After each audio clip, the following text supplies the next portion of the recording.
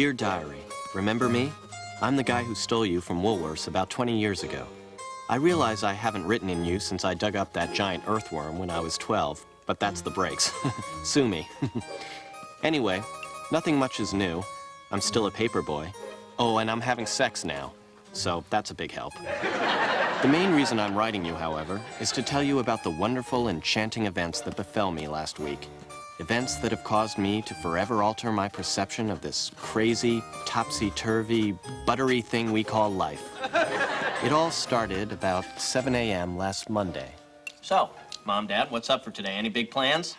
Well, actually, we were thinking of looking through some magazines later on, if we're not too tired. No, Gladys, that's what we have planned for next week. This is the day the workers arrive to start work on the kitchen. Workers? Didn't we tell you? Your father has finally agreed to expand the kitchen by 6 inches. I don't know what I'm going to do with all that extra space. Workers as in construction workers? As in the guys who wear hard hats and tool belts and have Brill cream in their hair? That's right. The kind of guys that use foul language and have wives named Bonnie and, dare I say it, stink? Yes, I suppose eventually they will stink. Oh, yes, I'm so excited. When do they get here? Hold on now, boy. Throw it into reverse. Before your brain explodes, listen up. You're not to talk to them, bother them, or stare at them. If history tells us anything, it's that you have a tendency to drive people nuts. They're here! They're here! Oh, maybe they'll smoke cigars. Wouldn't that be a bonus? Come in, construction workers. Oh, do come in.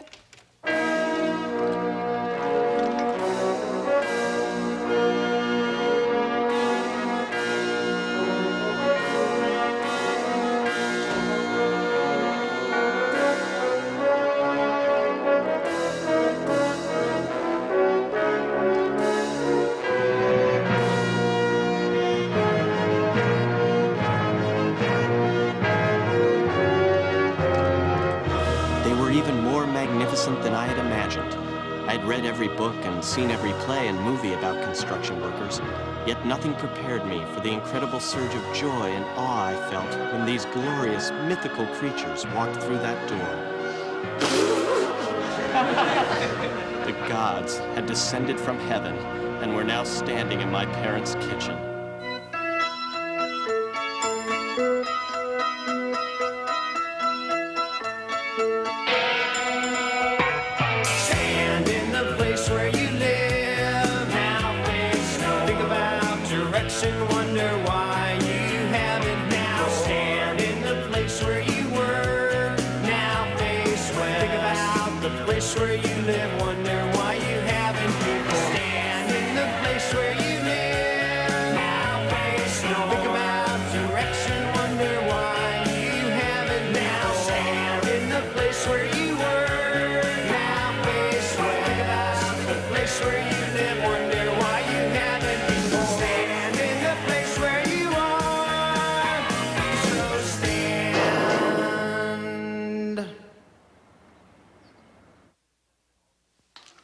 It's been said that all good relationships start with quiet observation.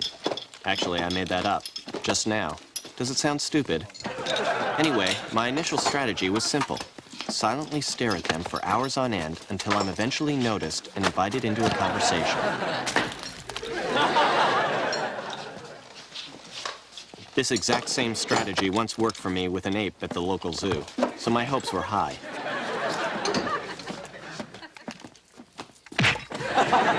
I soon came to the realization that it might be necessary to change my strategy. It was time for the heavy artillery. You guessed it, questions.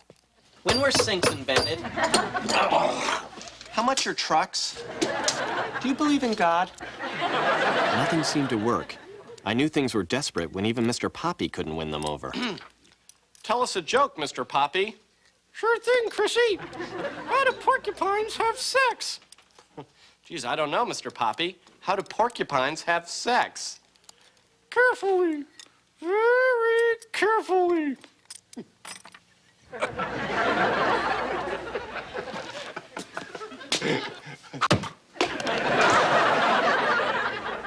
This was not a good sign. I knew now that something drastic had to be done. If I were to truly become one of them, I knew I would first have to look like them, and eventually, God willing, smell like them.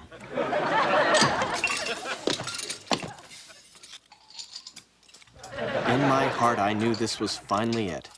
The clothes were right, the eclairs and beer had put on a few extra pounds. I was in peak form.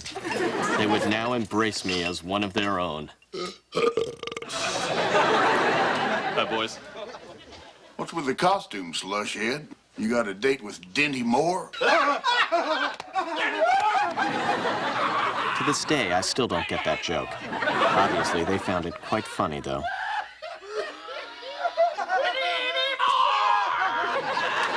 All I know is, at that very moment, I felt all was lost. I would never be allowed into the grand, mysterious, wondrous world of guys who use tools.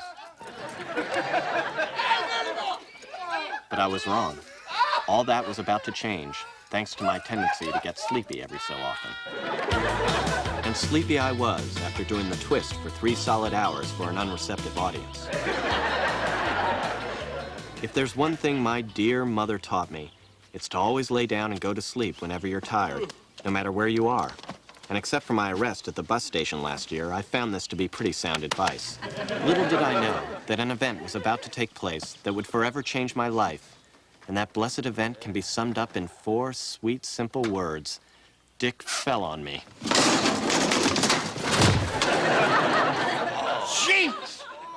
I could have broken my neck. Lucky for me, you're such a fat ass. Oh, you know something, kid? You're okay. Just like that, it happened. I had been accepted. I was now one of the elite, about to learn all the rules and rituals of a secret society that dates back to the Incas. Without trying to sound overly dramatic or cliched, just let me say, I was happy as a porpoise. The first thing my heroes taught me was an important and essential lesson: how to act crude and obnoxious to the various women who passed through my yard for no apparent reason. Shake it, honey. Do the wild thing, mama. Yeah! Yeah, work that thing, sister. Woo! That's right, you got it. Honey, if you're selling, I'm buying. Oh, eat that cheese, lady. Pluck that banjo. Yes, you have very nice-looking shoes, miss.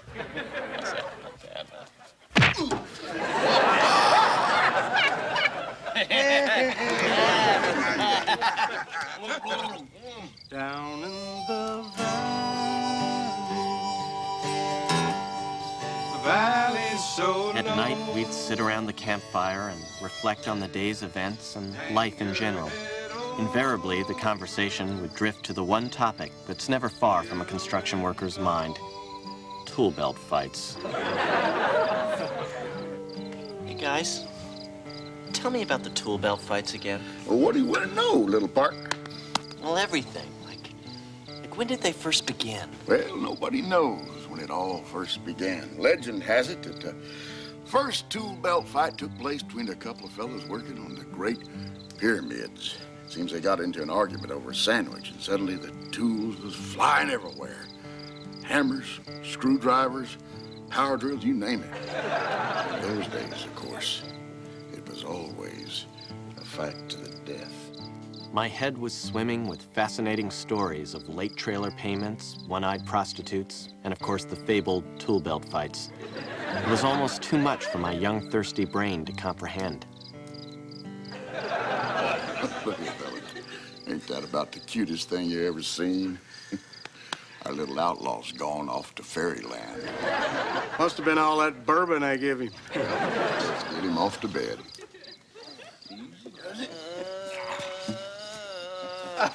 These were the happiest days of my life. I had finally become one of them. I think I was even starting to stink a little.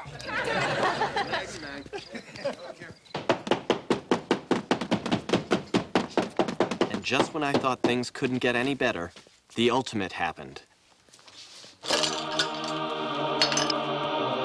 I was speechless. The guys were presenting me with my very own tool belt, a real tool belt. If I wasn't so afraid of pain, I surely would have pinched myself. It was the single greatest honor ever bestowed on me, and I quickly purged any thoughts of refusing it due to the construction industry's poor treatment of the American Indian. My life was now consumed with living up to the high standards of excellence that went along with that tool belt. Of course, it wasn't all work. We always found time to socialize, eat chili, and drink beer. At those BS sessions, as Dick called them, the guys were always fond of philosophical conversation. Do y'all think we've peaked as a civilization? Has materialism ruined our society? Ever seen your mom in the bathtub? It was a wonderful time. I felt happier and more important than the president of Europe. Unknown to me, however, things were about to take an ugly turn. Morning, fellas. Hey, come on over here, Butch. I got something to show you. You want in on a little secret? You see this pipe? We get it out of Korea for 9 cents a foot. Got more plastic in it than a showgirl's butt.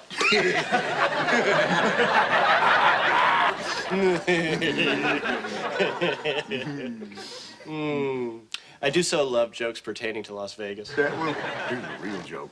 We're charging your old man for copper pipe. You know what that goes for? $90 a foot. Ain't that precious? We're gonna give your old man a bill that'll knock him right out of his shorts.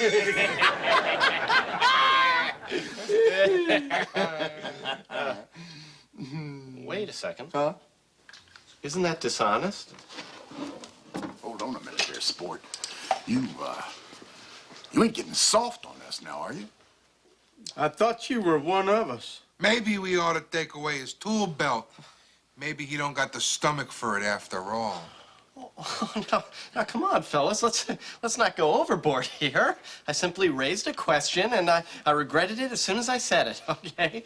So, come on, let's forget about it. Come on, that's just water under the tunnel. Now, what do you say we slice up a salami and turn on Oprah?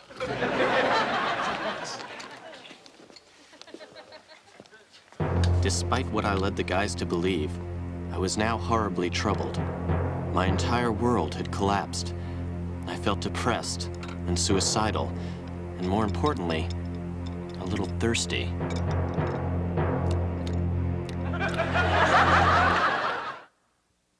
I learned a long time ago, when I'm really, really desperate for advice, and I can't find anyone else to talk to, not even a complete stranger, my parents are better than nothing. Hey, Mom, Dad, I have a problem, and as always, you're my first and only choice for advice. Lucky us. What's the matter, sweetheart? Is that drifter who lives behind the gas station still threatening to kill you? No, he got hit by a car last week. Now, my problem's a little more complicated. Let me give you a hypothetical situation here. Suppose your friend is a rhinoceros, and he's hawking really expensive sugar cubes on the moon. Only you find out that these sugar cubes aren't really made out of sugar at all, but they're made out of a cheap combination of sand and garlic from Korea. Oh, whoa, hold it right there. Are you saying these moron construction workers are trying to rip me off?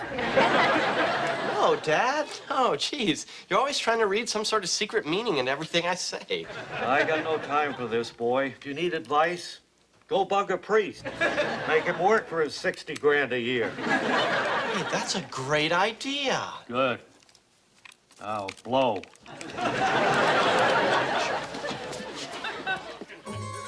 After walking aimlessly for the better part of the day, I was fortunate enough to stumble upon a church just 19 miles from my house. Okay, well, here's my problem. For now, let's just say that my best friends are rhinoceroses, and they're hawking really expensive sugar cubes on the moon. Let me guess. Some construction workers are trying to swindle your father? Exactly. These guys are my friends, Your Honor. They've accepted me into their wonderful, crude, stench-ridden subculture. And that's something I've dreamt about all my life. I can't just throw that away. As I see it, you have no choice but to confront them and voice your concern about their dishonesty. But then I'll lose their friendship forever. I'll be an outcast. Then they weren't your friends in the first place. Ooh, nice line, Mom. If there's one thing I hate, it's a confrontation. And this one would no doubt be even uglier than the time I cursed out the mailman for staring at me when I was sunbathing. Excuse me, fellas, could I have your ear for a second? Hey, what's up, Cato? Well, hey, have you guys ever seen me do a somersault? I can do one, you know. Here, watch. There I go. Alley-oop. You got something on your mind, boy? You're acting a little goofy.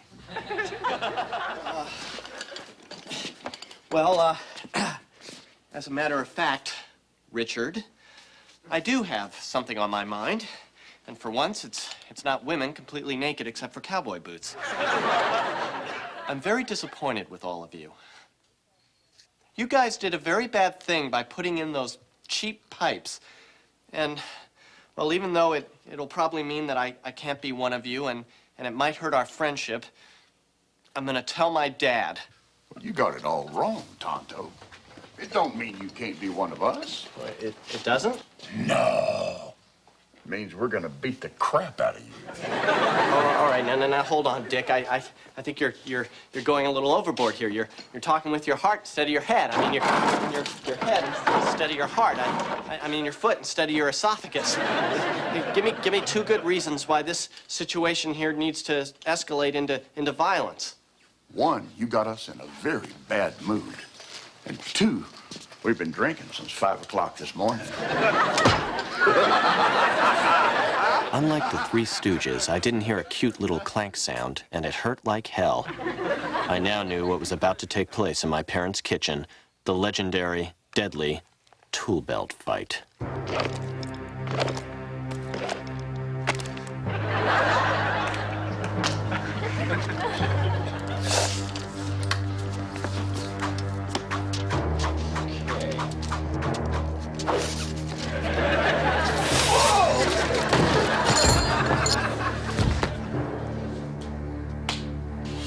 Two down, one to go. The moment of truth had arrived. I was about to go toe-to-toe with the ever-powerful, ever-crafty, dreaded Foreman.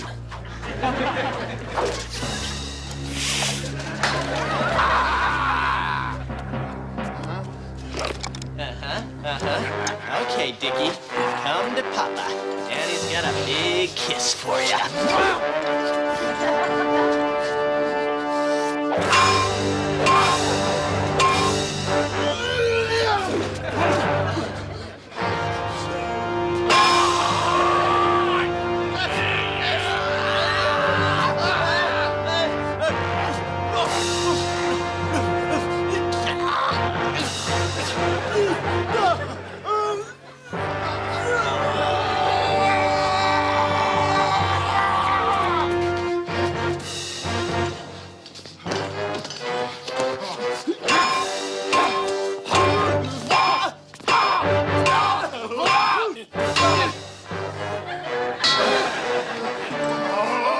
I was like a different person.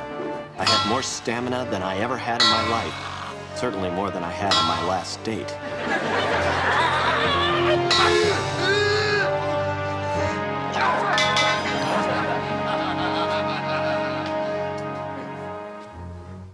Huh?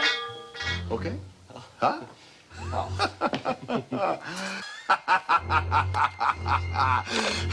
If there's one thing that can quickly end a tool belt fight, it's a staple gun.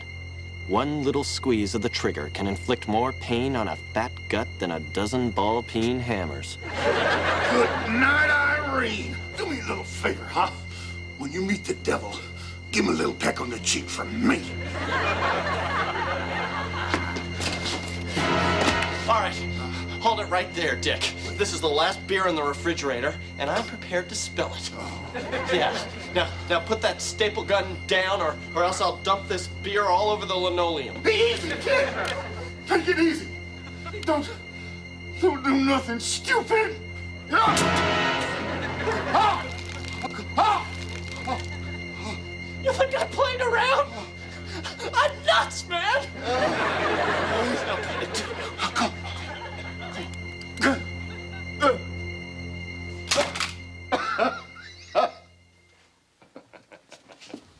Denis. You did it. The kid won the tool belt fight. Now, there's still a little matter to discuss regarding plastic pipes and how much you're charging my daddy. Since you did win the tool belt fight, and now you're a king of sorts, we're gonna knock $20 off your dad's bill.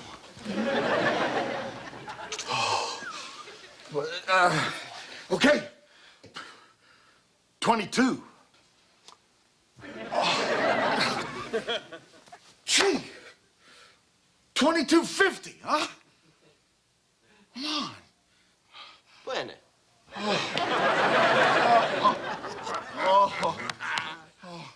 It was a moral triumph. I had risen above those I once idolized and managed to save my dad $22.50 to boot. That may not seem like much to the average person, but to a guy who just got hit on the head with a lead pipe, it sounded pretty damn good. That night, we sat under the stars for the last time. The next day, they would be finished with their work and quietly disappear from my life forever. In time, our wounds would heal, but our hearts and minds would transform into shallow trays that caught the bittersweet rainwater of our souls. Incidentally, I'm now offering $1 million reward to anyone who can figure out what the hell that meant. Well, good night, sweet diary. Hopefully I'll write in you again sometime before I'm 80. Have a bitchin' summer. Your pal, Chris.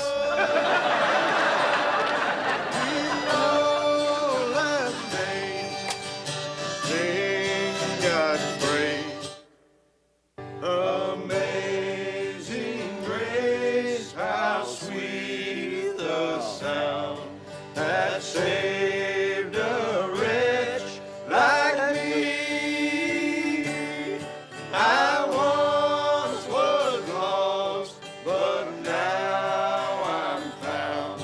I was blind, but now I see. When